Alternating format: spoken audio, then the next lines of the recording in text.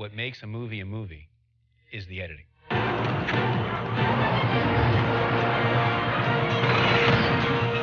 I've been in the business for, I don't know, 37 years, I think, something like that. And I did not really realize what editing was until I was in the editing room myself. There's magic to editing. Magic is a discovery of something new that wasn't intended, that works for the movie. Once you start to realize that film is the sum of editing, then editing is the thing you're always looking at.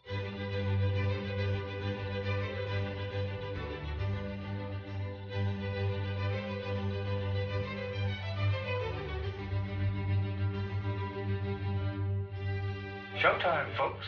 I think great editing skill will protect a director from suicide.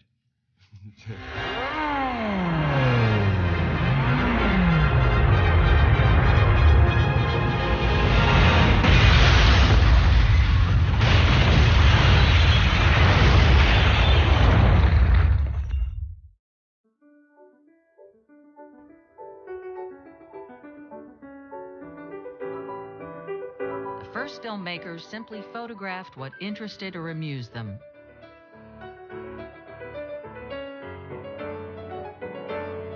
They held a shot until they got bored, or the film ran out.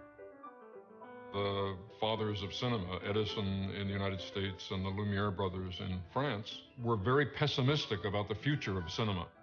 There was probably a worldwide interest in seeing these images move, but once you'd seen somebody playing a joke with a hose, why pay money to see something that you can see for real out in the street? In fact, Auguste Lumiere went as far as to say that cinema was an invention without a future. But Edwin Porter, one of Thomas Edison's employees, proved him wrong. Porter discovered that cutting separate shots together could create a story. Edwin S. Porter really was the one with the Life of an American Fireman, I think, that started intercutting and creating an emotional impact in the audience by intercutting two shots that are not related to each other. One scene is going on at one place, basically the firemen rushing to a fire with their horse-drawn wagons, and the other scene is the fire, miles away. You intercut the two, and you understand psychologically and emotionally that these people's lives are in danger, and these people are coming to rescue them, and you're rooting all of a sudden for that to happen, and you're hoping they save the people. I often think about what it must have been like to be there to create the art form as it was happening, and say, why don't we try this? That doesn't make any sense. I mean, we do it in the editing room now. We cut to something and say, well, that doesn't work. Well, imagine what they must have said in 1904. The Great Train Robbery was Porter's next film. That's when you really begin to see the possibilities. And I'm not saying this because I'm an editor, but the invention of editing is the thing that allowed film to take off. It's the equivalent of the invention of flight.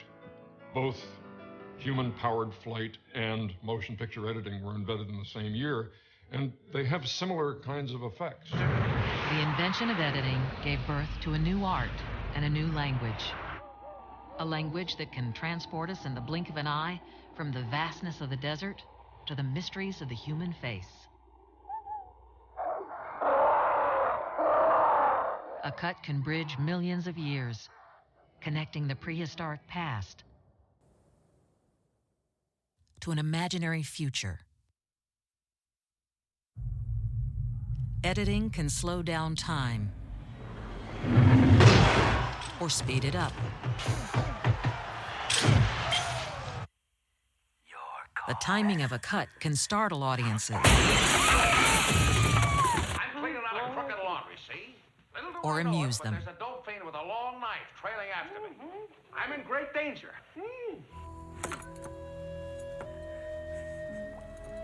I'll never let go. I promise. The choice and length of shots shape our response to everything we see on the screen. And editing is why people like movies. Because in the end, wouldn't we like to edit our own lives? I think we would. I think everybody would like to take out the bad parts, take out the slow parts, and look deeper into the good parts. I started working on what used to be called the upright moviola, which is a machine, editing machine that looks something like a green sewing machine on legs.